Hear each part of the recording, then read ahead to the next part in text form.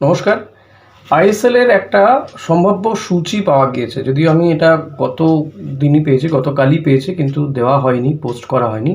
আর একটা ভাবছিলাম যে এআইএফএফ দেয় কি দেয় না, কোথাও তারা দিয়েছে কিনা। অনেকগুলো জায়গাতেই খুঁজে দেখলাম যে এআইএফএফ দেয়নি।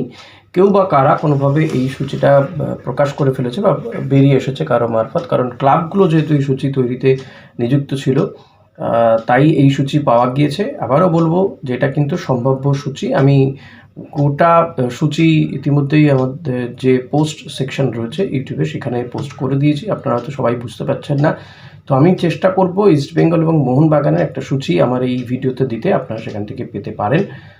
তো সে কারণেই দেওয়া, তবে এটা বলবো যে এটা সম্ভাব্য সূচি, এটা কিন্তু কনফার্ম নয় এখনো পর্যন্ত, কারণ এআইএফএফ এখনো পর্যন্ত অফিসিয়ালি অ্যানাউন্সমেন্ট করেনি। তো এটা পুরোটাই টেন্টেটিভ, কারণ যে সূচি পাওয়া যাচ্ছে তাতে এআইএফএফ এর কিছু শিলমোহর নেই।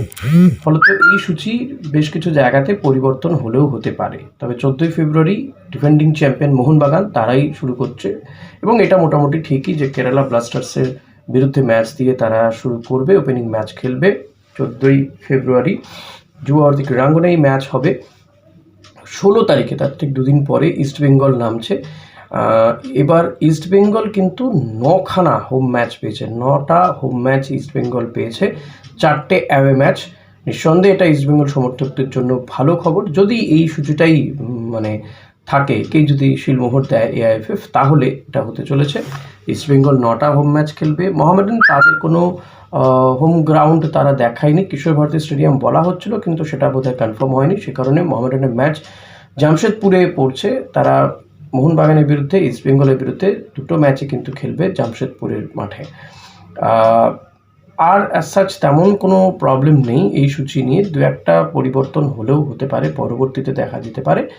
তো ইস্টবেঙ্গল মোহনবাগান তাদের যে সূচি, তারা কোন কোন দিন কাদের বিরুদ্ধে কী কী ম্যাচ খেলবে, সেটার আপনাদেরকে আমি আমার এই ভিডিওতে দিয়ে দিচ্ছি। ভিডিও পরবর্তীতে আবার যদি এএফএফ একটা তাদের অফিসিয়াল সাইটে বা অফিসিয়ালি আইএসএল এর সূচি ঘোষণা করেন, নিঃসন্দেহে আপনাদেরকে জানাবো। ফলত যেহেতু সময় খুবই কমে আসছে, তাই তাড়াহুড়ো করেই হয়তো এটা বেরিয়ে এসেছে, কোনোভাবে বেরিয়ে গেছে।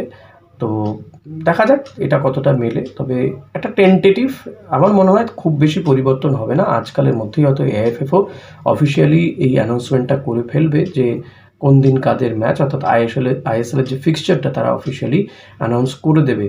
তো লেটস সি কী হয়। তো ততক্ষণ আপনারা এই সূচিটা ফলো করতে পারেন ইস্টবেঙ্গল মোহনবাগান সমর্থকদের জন্য এই সূচিটা। আর বাকি গোটা সূচিটাই কিন্তু আমি কমেন্ট সেকশনে, মানে আমার যেখানে পোস্ট করা হয় সেখানে কিন্তু ইউটিউবে পোস্টে দিয়ে দিয়েছি, তো কমিউনিটি সেকশনে, তো আপনারা সেখান থেকেও দেখে নিতে পারেন।